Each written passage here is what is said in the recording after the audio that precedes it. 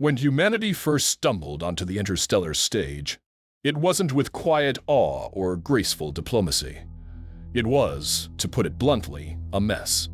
The Galactic Concord, a prestigious assembly of over 300 intelligent species that had existed peacefully for more than 12,000 years, was not prepared for the storm that was Earth. One day, the Concord's long-range listening posts picked up a strange, disorganized burst of communications coming from the Orion Spur.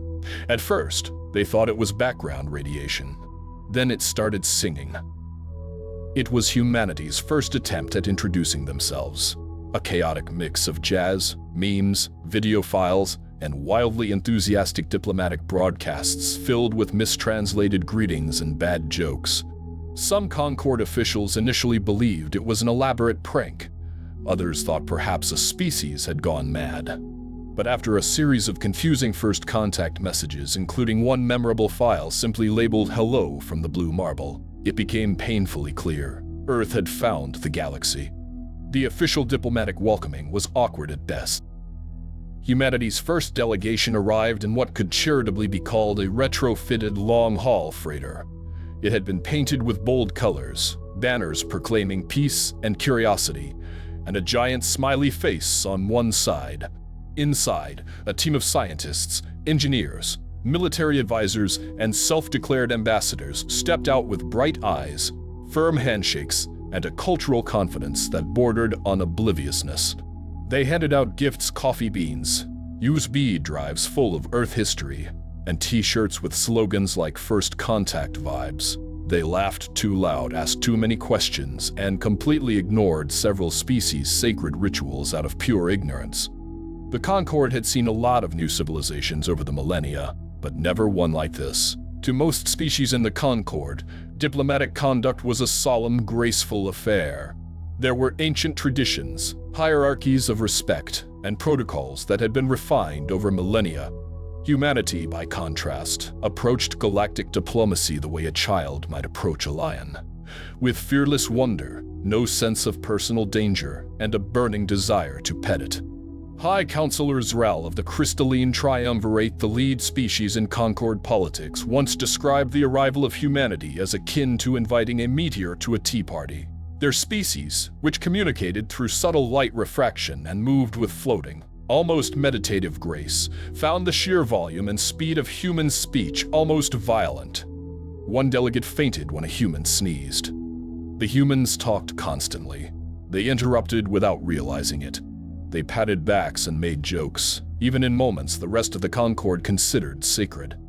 They drank coffee in public, something no other species did, since caffeine was a mild toxin to most known life forms, and bragged about how many different poisons they could consume recreationally. For the Concord, which prized calm deliberation, this wasn't just alien, it was unsettling. And yet, there was something undeniably compelling about them. They were enthusiastic, determined, and despite all the faux pas, genuinely curious. Humans didn't just attend meetings. They studied them. They came prepared. Their proposals, while often unconventional, were backed with rigorous data, bold ideas, and a contagious optimism that many Concord species hadn't felt in centuries. Still, that didn't make things easier. For their first 3 decades of Concord membership, humanity was largely seen as loud, eccentric, and diplomatically undercooked. Their official offices were placed in what the Concord politely called the Emerging Interests Wing, but most delegates called it the Noisy Neighbors Nook. Their ambassadors were treated with a mix of amusement and mild exasperation, like overactive puppies at a formal dinner. Ambassador David Jackson, humanity's most visible representative, became infamous for his habit of sipping black coffee during formal proceedings, grinning at inappropriate times, and occasionally muttering Earth idioms under his breath that the universal translators butchered into complete nonsense. One delegate once asked him to refrain from using the phrase "we're killing it out there" during budget discussions. But perhaps the most bewildering thing about humans was their emotional transparency.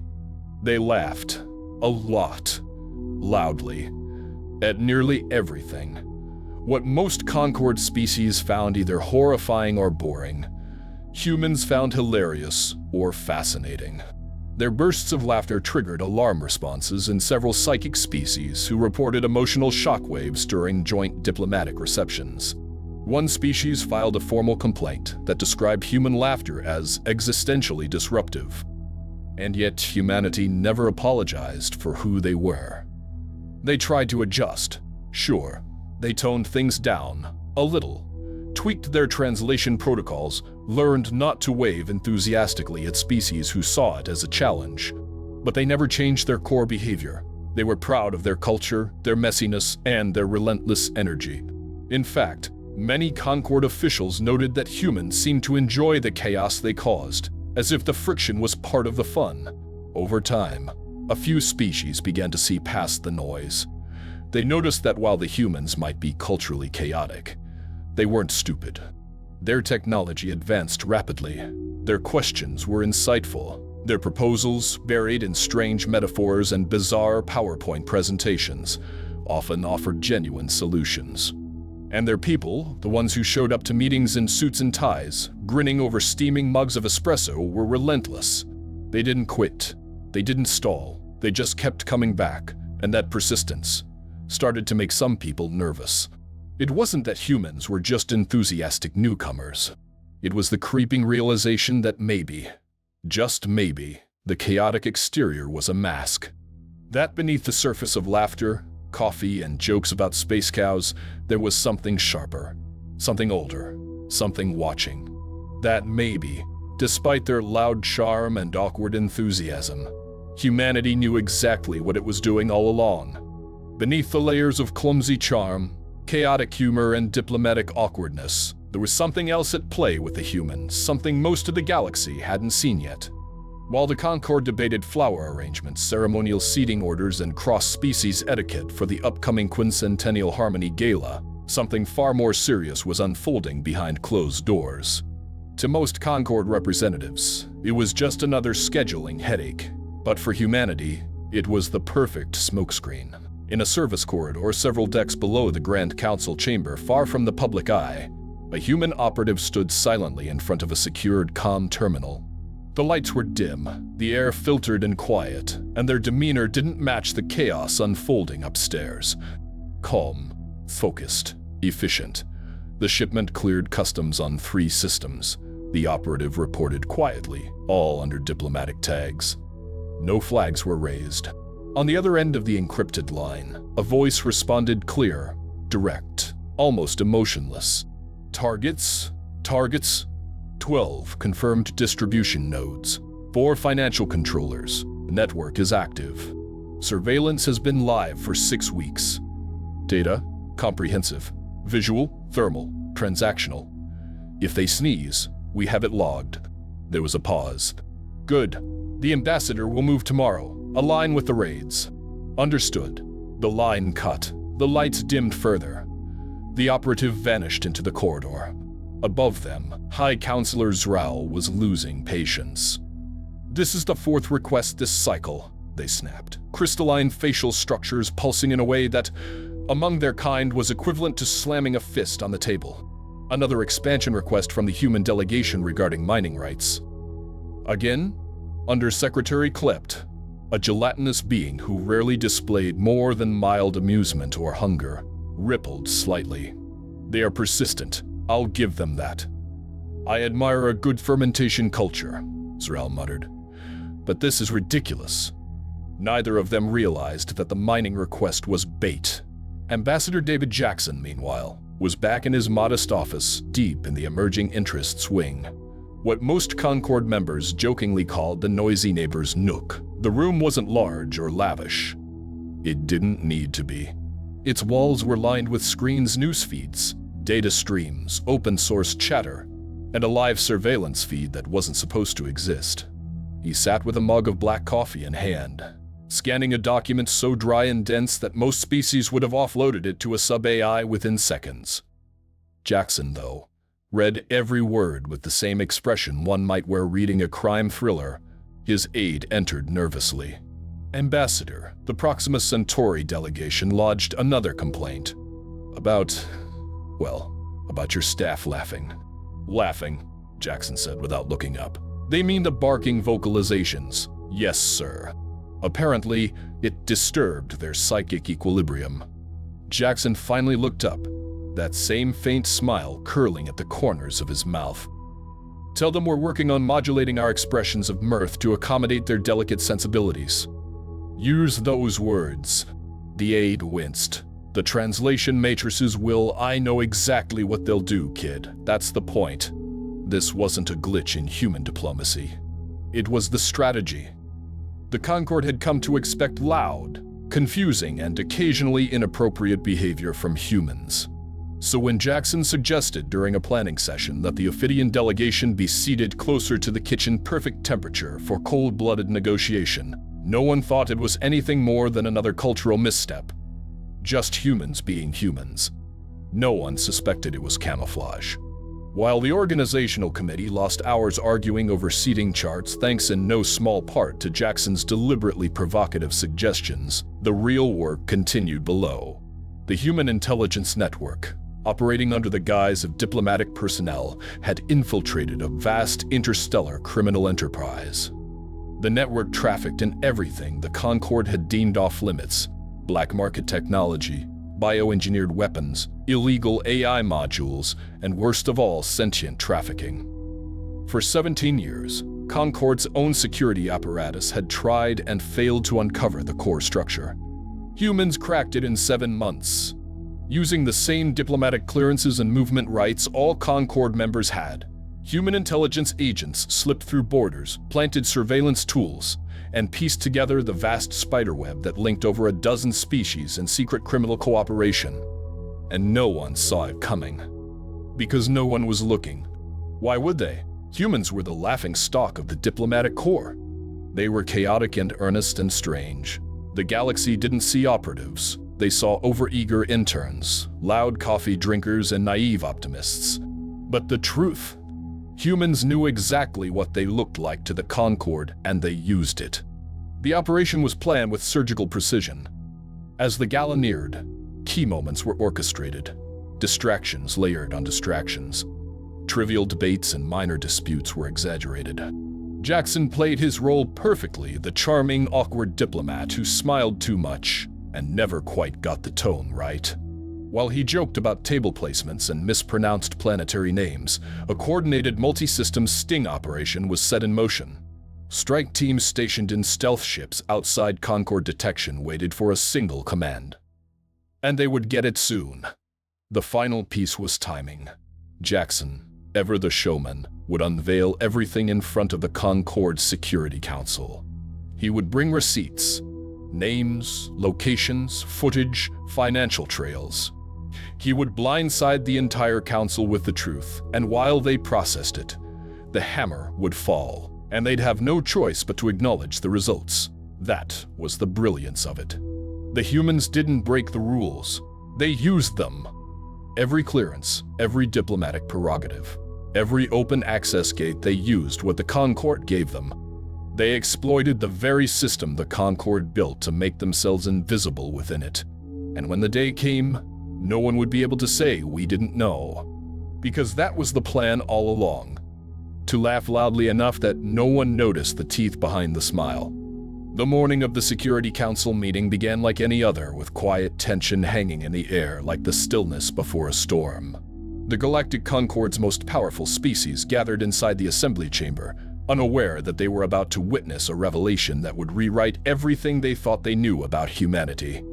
Ambassador David Jackson stood in front of the mirror in his small office, adjusting his tie with practiced calm. His suit, as always, was precisely tailored, an Earth tradition that baffled most other species who preferred bioadaptive attire or liquid fabrics. But Jackson understood the value of appearances. The suit wasn't just fabric, it was armor. It reminded people that humans chose to be uncomfortable in the name of presentation. A subtle message in every wrinkle. Behind him, his young aide entered with a data slate. "Sir, we just received word. The Ophidian delegation has formally requested your removal from the Harmony Gala." Jackson didn't react with anger. He smiled. "Perfect timing," he said. "Draft a response, but don't send it until after the meeting." The aide blinked. "Understood." And the response should be gracious acceptance, deep regrets, all the usual fluff. But wait, I think they're about to change their minds. And with that, Jackson picked up his presentation files and headed toward the chamber, humming as he walked. Not because he was carefree, but because everything was going exactly as planned. Inside the Concord Security Council chamber, 12 seats surrounded the circular platform, 9 permanent members, 2 rotating members, and 1 for Earth. The room was carved from alloy and light, its walls humming softly with embedded AI infrastructure, the most advanced political room in the known galaxy. And still, none of them saw it coming. Ambassador Jackson announced High Marshal Gulick of the Valter Dominion, a towering bird-like predator species whose presence alone once silenced entire discussions.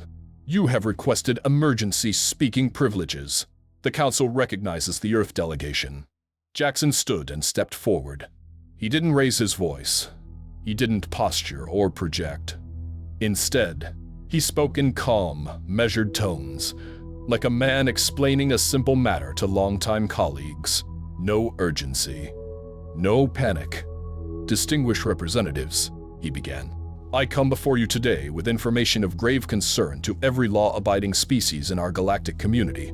And then he began to reveal it. Piece by piece, piece by piece. Evidence. Intercepted communications, banking records, surveillance footage, transport manifests, visual confirmations.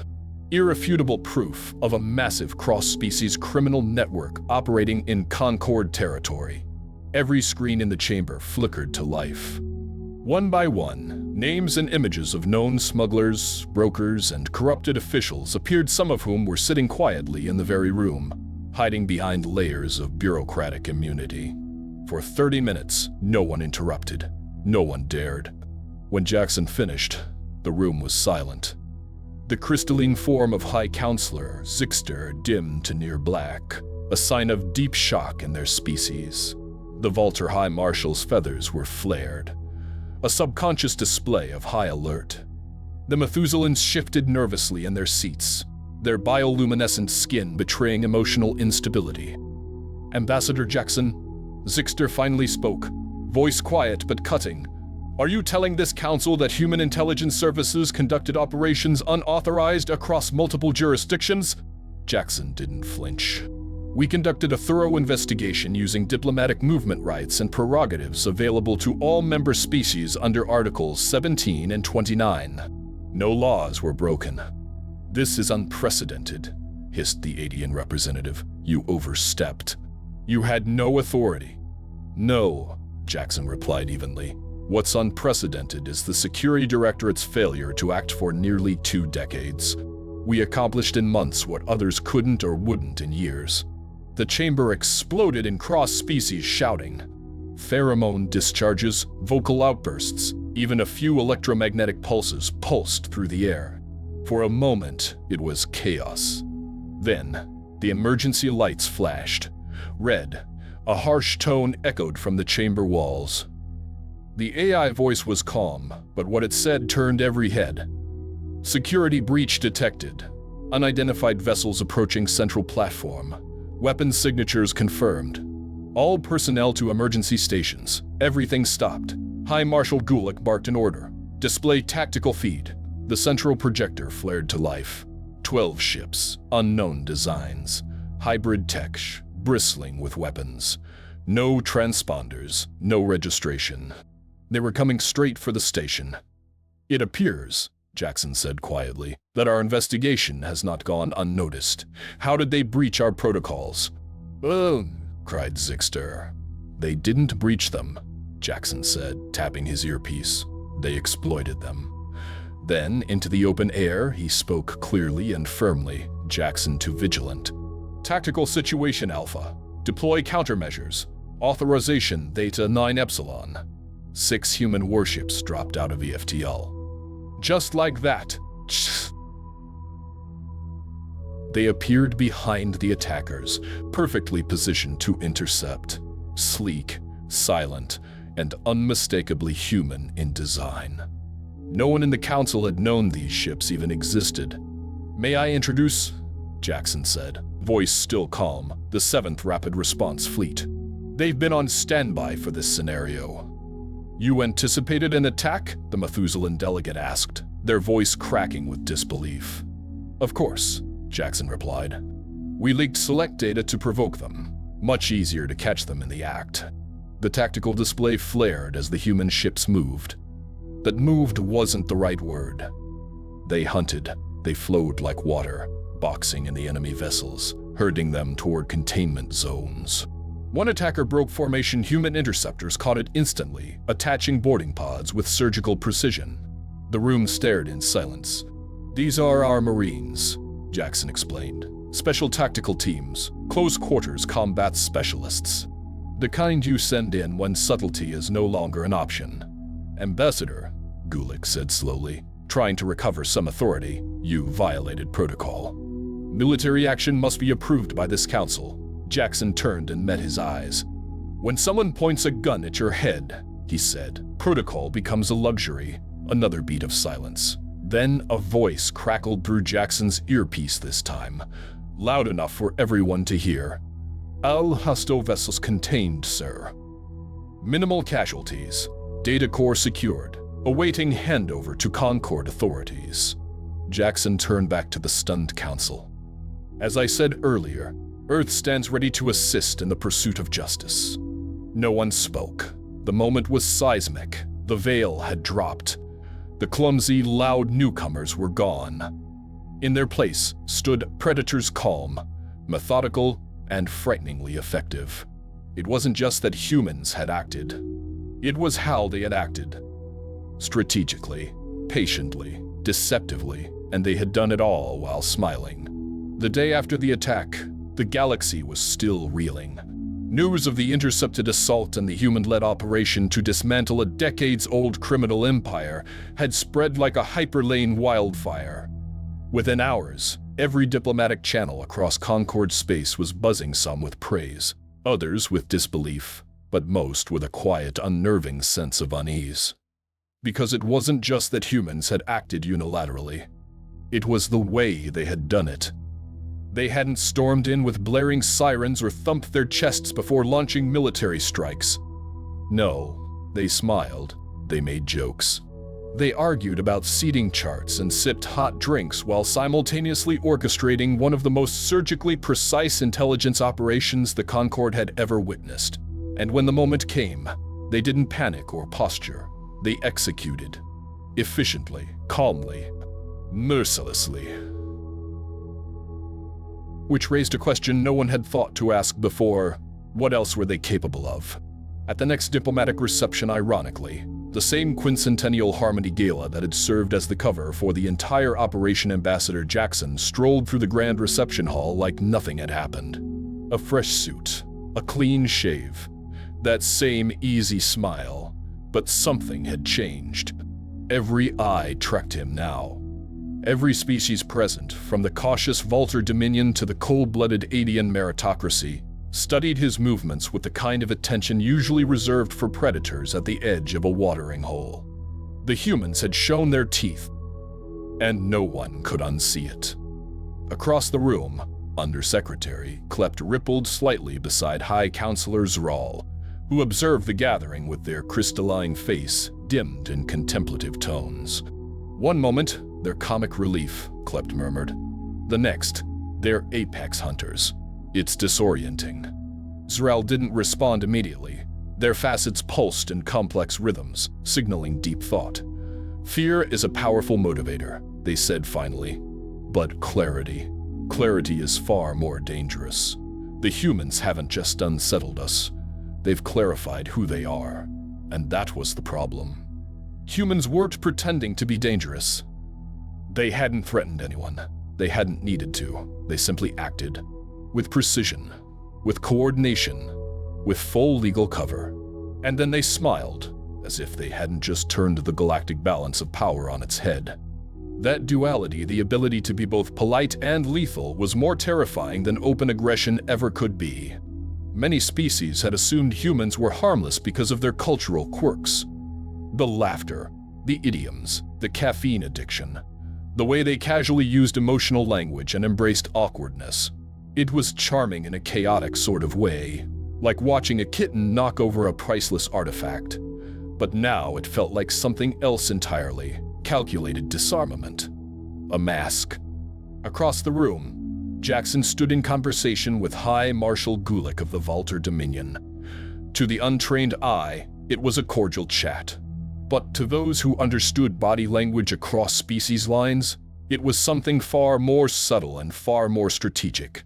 "Your security teams performed admirably during the incident," Gulick said, feathers slightly raised in what humans had come to understand as a gesture of restrained tension. Jackson smiled just wide enough. "You're too kind, Marshal.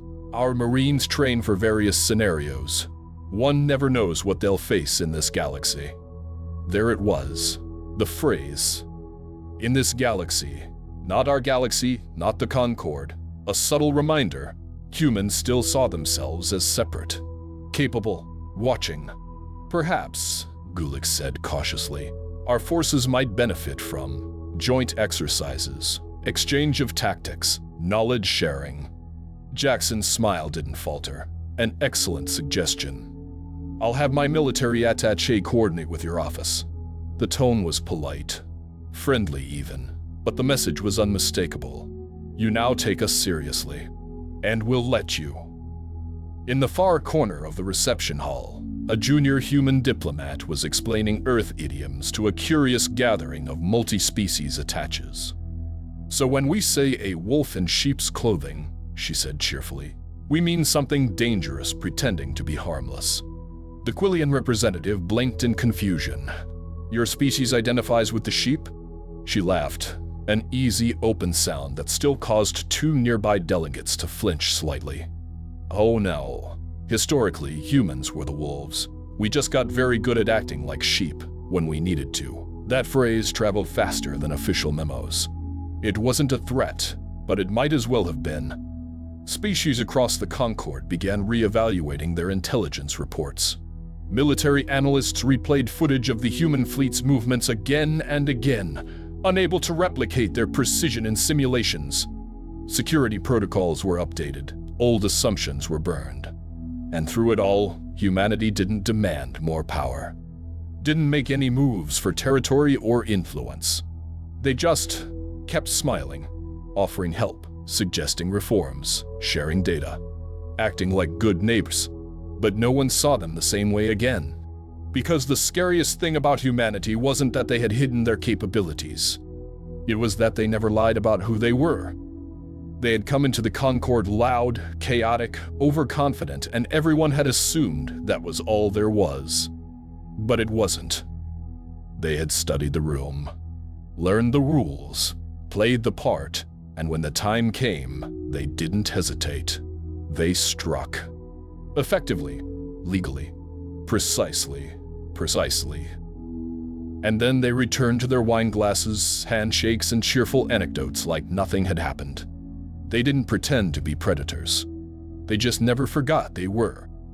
The galaxy hadn't just watched a surprise military response. It had witnessed a transformation. In one sweeping move, humanity had gone from the Concord's oddball newcomers to the most unpredictable and possibly most dangerous species at the table. The aftershocks of the Security Council incident rippled outward in every direction, through embassies, intelligence bureaus, trade alliances, and private sector backchannels. No one was quite sure what to make of it. But everyone agreed on one thing: the game had changed. Within 72 Earth hours, the executive committee of the Galactic Concord, comprising the 7 oldest, wealthiest, and most politically powerful civilizations, called an emergency session. Officially, it was labeled an information gathering review. Unofficially, it was a tribunal, and humanity was the one in the chair. Ambassador David Jackson arrived precisely on time, accompanied by 2 aides and a slate of files the size of a small starship wing. He looked entirely unfazed. He always did. But this time, the atmosphere was different. There were no pleasantries, no jokes, no coffee. The chamber was smaller than the Grand Assembly Hall, deliberately so intimate, serious, designed for private matters that required direct language and uncomfortable questions. 15 members filled the semicircular seats, their bodies glowing, pulsing, vibrating, or flickering with the subtle biological cues of tension. At the center sat Premier Delegate Axon Varric of the Dorsan Technocracy, a towering figure encased in latticework metal and plasma, their voice always cold, always deliberate.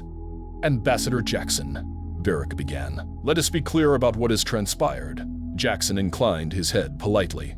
"Human intelligence assets," Varric continued, "conducted unauthorized operations across sovereign jurisdictions. You manipulated a known criminal entity into attacking Concord headquarters. You deployed military force without council authorization." A pause. "Is that an accurate summary?" Jackson's reply was calm, even pleasant. "Factually accurate. Though I would note that under Articles 17 and 29 of the Concord Charter—" "We are familiar with the Charter," Varric cut in. "This is not about legality. This is about implication." A silence settled over the room, thick as gravity. Jackson didn't blink. "I'm afraid I don't follow." "Then allow me to be explicit." The Dorsan's core pulsed a dangerous yellow. Humanity has revealed itself to be far more dangerous than previously understood. You have capabilities far beyond what you disclosed upon joining the Concord. You manipulated events. You weaponized perception. You hunted your enemies from the shadows while smiling in our faces. There it was. The accusation, not of lawbreaking, but of deception. Jackson's posture shifted ever so slightly. He straightened his back, lifted his chin. It wasn't aggressive, but it was no longer passive either. "Every species in this chamber evolved from predators," he said. "You've all hunted, conquered, fought for survival. The difference between us isn't instinct." His gaze swept the room, calm but unwavering. "It's memory." A flicker of discomfort passed through the delegates, subtle but visible. Some averted their gaze. Others stiffened. The Tauran representative, a being older than some planets, narrowed their ancient eyes. Jackson continued, "We remember what we are, and we don't apologize for it, but we also choose to cooperate. We choose to build, to negotiate, to share, because that's what civilization requires." "Is that what you call it?" sneered the Adian delegate. "Civilized. You forced our hand. You launched an unauthorized sting operation. You revealed this council's incompetence in front of the entire galaxy." "I revealed the truth," Jackson said sharply, the mask slipping for just a second. "The truth that this council has failed to act on a threat for nearly 20 years. The truth that some members have actively profited from that failure." And then he dropped the hammer. Without changing his tone, he added, "Our investigation uncovered financial ties between the criminal network and 3 sitting council members, disguised through shell accounts. We were preparing to address it discreetly, but since we're being so direct—" Chaos. The chamber erupted. Delegates fired off overlapping accusations, vocalizations, energy pulses, scent bursts, species-specific expressions of panic, anger, denial. The Arcturian mediators slammed their staff and activated a harmonic field that washed calming vibrations through the room, trying to stop the breakdown. Jackson simply stood still. He didn't speak. He didn't smirk. He waited. When quiet finally returned, it was brittle and taut. "We can provide all data to an independent investigative body," Jackson said evenly. "Earth believes in accountability." The implication lingered, but only if you don't push us too far. The Killian representative, a fast-processing neural net being, clicked rapidly before the translator kicked in. "This offer is reasonable, but it does not address our primary concern, how humanity presented itself within this alliance." "You mean the fact that we didn't announce we were dangerous?" Jackson asked, his voice tinged with amusement. "Would any of you have done differently? Walked into a room of predators and shouted, 'Look at us, we're a threat'?" "You admit to deception," the Dorsan delegate said coldly. "I admit to strategy," Jackson countered. "I admit to doing what any species would do: assess the environment, stay quiet, and wait for the moment when action was necessary." He stood now, no longer hiding behind protocol.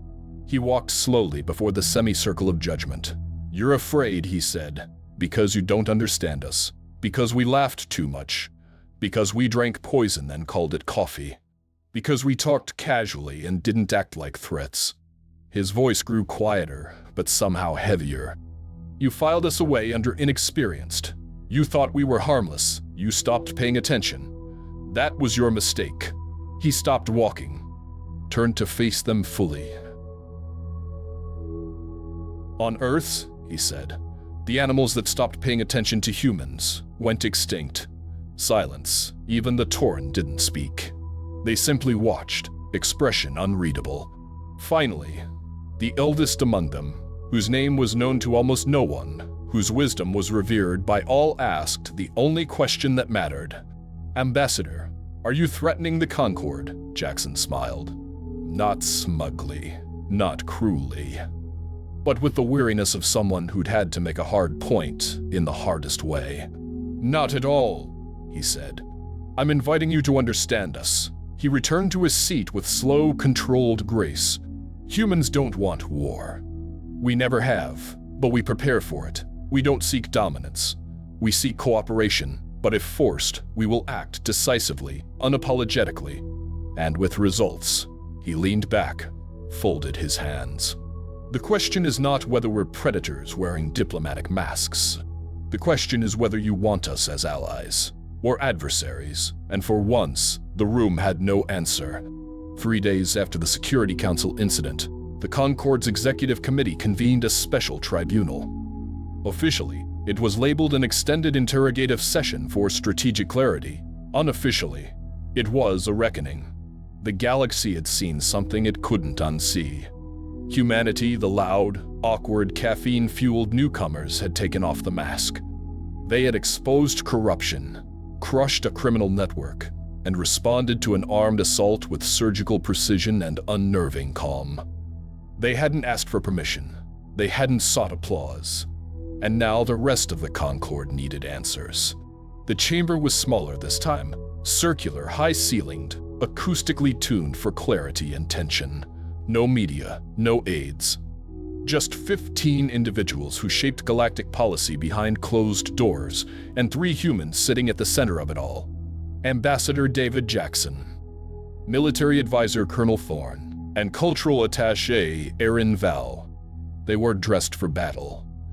No weapons, no power displays, just suits, quiet faces, calm hands. That, in itself, was unsettling. Premier Delegate Axon Varric opened the session with the same level of composure as one might use during a sentencing.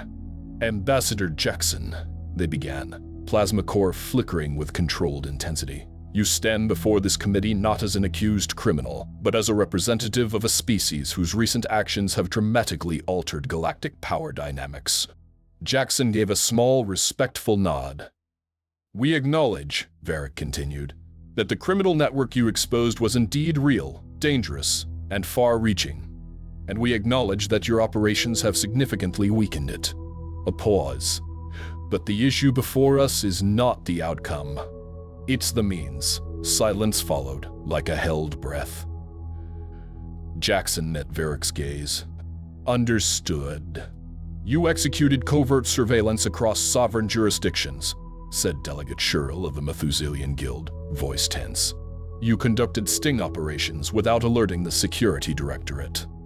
You provoked an enemy assault to justify the deployment of unauthorized military forces." He leaned forward. "Why?" Jackson's voice remained even, "because no one else would, or could." That landed like a quiet thunderclap. Aaron Vale, the cultural attaché, slid a datapad forward. Before Earth acted, the Concord had logged 17 years of unsuccessful investigations into the same network. Internal memos. Your memos describe it as elusive, low priority, or worse, politically sensitive. Thorne added, "Our teams mapped it in 7 months. You had access to the same corridors of movement, the same financial systems, the same galactic traffic. We found the rot because we looked for it." Delegate Ronal of the Adian meritocracy hissed. "You violated process." And what has process accomplished in the last decade? Jackson asked, not angry, just tired. What's the value of rules if they protect failure? There it was again, that quiet, cutting clarity that had become Jackson's signature. No raised voice, no overt challenge. Just truth, offered like a blade on velvet. Delegate Zoltri of the Arcturian Accord, the mediator. The peacekeeper leaned forward, trying to de-escalate. Ambassador, surely you must see why this unsettles us. You demonstrated capabilities that far exceeded your species' disclosed military and intelligence profiles. That suggests selective honesty. We never lied, Jackson replied. We never said we were weak. You assumed that, based on our age in the galactic community, our behavior, our casualness. Vale chuckled softly. Humans joke when they're uncomfortable. We make small talk when we're watching. We smile while planning. That's not deception. That's culture. Delegate Trenhale of the Quillian Synthesis interjected in a rapid, clicking tone. Translated aloud. Then clarify this. What is humanity? Truly? A threat? An ally? A predator pretending to be polite? Jackson paused, then stood.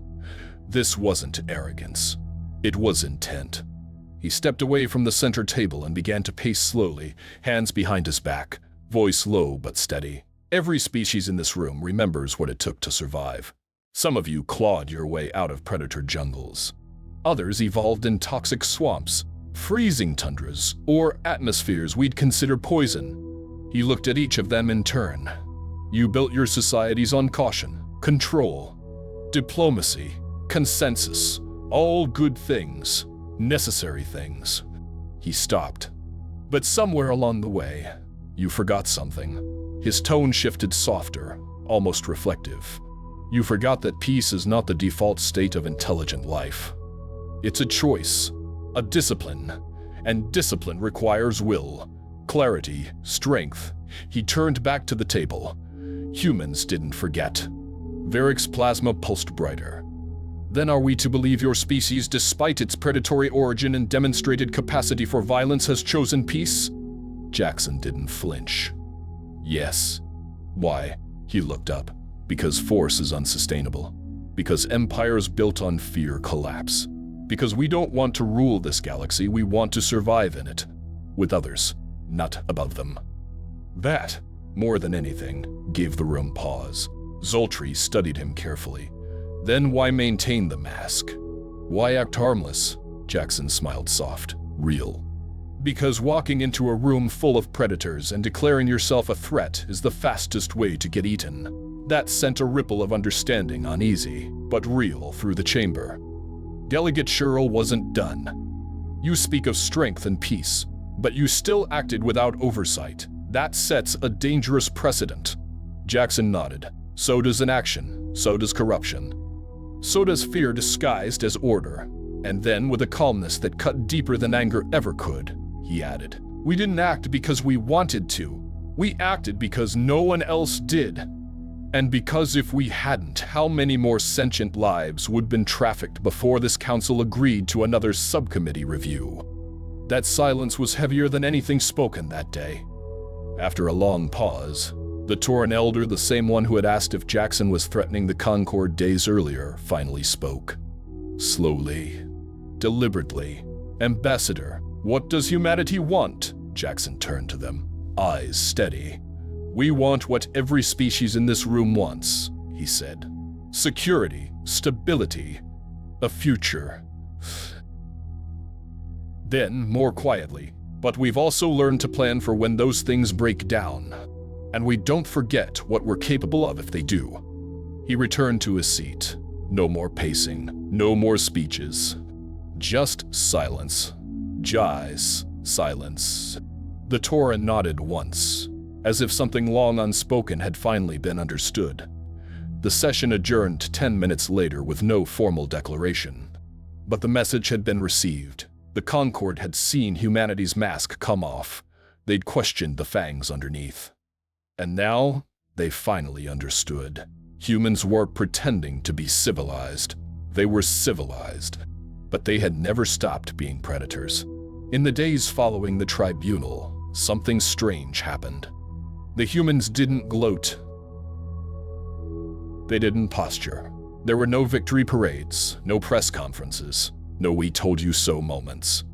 Earth's delegation simply resumed its regular duties, attending sessions, filing reports, offering assistance like nothing had changed. But everything had. Across the Concord, whispers turned into rewrites, memos were updated, threat assessments revised, entire intelligence models rebuilt from the ground up. Human capabilities, once treated as little more than footnotes, were now top priority in every strategic planning document. The incident had triggered a quiet panic behind closed doors. And yet, humanity wasn't punished. They weren't sanctioned or reprimanded. No embassies were closed. No trade deals were pulled. If anything, the opposite happened. They were invited in. The first sign came with the updated seating arrangement for the Quincentennial Harmony Gala, the same event whose planning had sparked the initial diplomatic dispute. Just a few weeks earlier, the human delegated to Sector 7, a politely hidden corner of the room known informally as the noisy neighbor zone. Now, they were moved to a table just off-center from the main dais, close enough to the core delegates to signal respect, but not so close as to provoke alarm. A compromise, perhaps, but a meaningful one. Ambassador Jackson arrived to the gala alone. No entourage, no fanfare. Just the same relaxed gait, the same slight smile, the same impeccable suit. Only this time, everyone noticed when he walked into the room. Undersecretary Klept, watching from across the hall with his crystalline colleague High Counselor Zral, made a sound that was somewhere between a chuckle and a sigh. "Fascinating how quickly fear turns into respect," he said, his gelatinous form shimmering slightly. Zral didn't respond right away. Their refracted light patterns shifted slowly, an equivalent of thoughtful silence. Finally, they spoke. "Not fear," they said. "Recognition." Klept tilted slightly. "You think the others realize how transparent their sudden friendliness looks?" "I think the humans are counting on it." And indeed, it was impossible to miss the shift. Delegates who once avoided the Earth representatives now sought them out for polite conversation. Casual remarks turned into trade discussions. Previously stalled cooperation agreements were suddenly reopened. Even the Valter Dominion, famously prideful and slow to trust, suggested joint naval exercises with Earth's fleet. No one said it outright, but the subtext was clear. "We see you now, and we would rather have you as friends than adversaries." Jackson handled it all with quiet professionalism. No boasts, no backhanded comments. When thanked for his leadership during the security incident, he simply nodded and said, "We were just doing our part." He shook hands. He raised glasses of sparkling water. He laughed at the appropriate times. But those who looked closely noticed something behind the smile, something unreadable, calculating, watchful. A reminder that the man who once smiled through jokes about table placement was the same one who had orchestrated a galaxy-wide sting without breaking protocol. Across the room, he chatted with High Marshal Gulick, the towering, sharp-eyed representative of the Valter Military Command. Their conversation seemed light on the surface trade routes, defense coordination, and orbital station specifications. But beneath it was something else, a tension, a mutual understanding. "Your boarding teams," Gulick said, head tilted in the Avon gesture of cautious praise, moved with precision I've rarely seen, even among our own shock units. Jackson shrugged modestly. "They train hard. We believe in being ready for worst-case scenarios." There was a pause. Perhaps Gulick offered, "We could explore joint drills. A shared training initiative." Jackson smiled, just enough teeth to make it clear he understood the offer for what it was. A hedge. A gesture of goodwill born from newly realized caution. "I'll have my military attaché coordinate," he said smoothly. That conversation would result in the Concord's first Earth-led training exchange within 6 months. Quietly approved. Quietly observed. Elsewhere in the room, a junior human diplomat explained cultural metaphors to a group of fascinated alien attachés.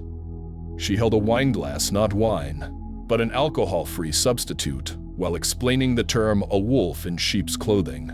No, No, she laughed, when one confused delegate asked if humanity identified with the sheep. Historically, we were definitely the wolves. So, predators, asked a Methuselian observer. In most ecosystems, yes, the human replied with the same friendly shrug. We hunted, then we built tools, then language, then diplomacy. Same instincts, different execution. One of the delegates shivered slightly at the casual tone. Because that was the real danger, wasn't it? Not that humans were pretending to be nice, but that they were nice, right up until the moment they had to stop. The most important shift, though, didn't happen in grand receptions or formal meetings. It happened behind closed doors. Corruption investigations sparked by the evidence humanity dropped into the tribunal like a live grenade expanded rapidly. Several council members quietly resigned within weeks. Assets were frozen, systems audited. A complete overhaul of the Concord's internal security directorate was launched. And through it all, Earth's representatives were right there offering assistance, guidance, forensic tools, and AI analysis methods that other species had never seen before. They weren't demanding power. They were earning influence, through action, through results, and, most terrifying of all, through complete composure. By the end of the quarter, Earth's diplomatic rating, previously filed under developing influence, low threat, had been reclassified across all major systems as strategically critical with high response capability, which, in Concord terminology, was the political equivalent of do not provoke without backup. The human delegation never acknowledged the shift directly, but they didn't have to. Because at every event, at every council vote, at every off-the-record negotiation, the message had already been received. We're not here to dominate. But don't mistake that for weakness. Humans had pulled off something no species had managed in centuries. They had bent the direction of the Concord not through intimidation or force, but through subtle, undeniable competence. They hadn't climbed the ladder. They had simply shown everyone the view from the top. 6 months had passed since the incident that changed everything. The galaxy was quieter now, not in the sense of silence, but in the sense that people had stopped underestimating the humans. The endless speculation had cooled into something else, understanding, or at least the start of it. Not everyone liked what they'd learned, but no one could ignore it anymore. Earth's place in the Concord had changed, not through demands or declarations, but through a single undeniable truth. They'd revealed just enough to prove they didn't need to say anything more. Ambassador David Jackson sat across from High Counselor T. Lan in a private chamber deep within the Concord's core administration tower.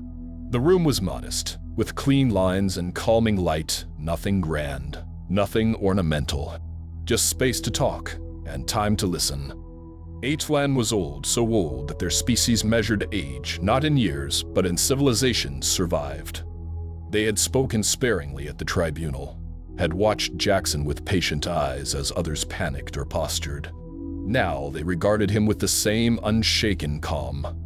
"The reforms are complete," Talon said, voice slow and heavy with meaning. "Security protocols are stronger. Corruption layers peeled away. The Concord is more stable now than it has been in decades." Jackson nodded once. That was the goal. Alan studied him. "But I still wonder, what does humanity gain from this? You exposed yourselves, showed the galaxy you're more dangerous than we ever suspected. And yet you continue to play by our rules. Why?" Jackson didn't answer immediately.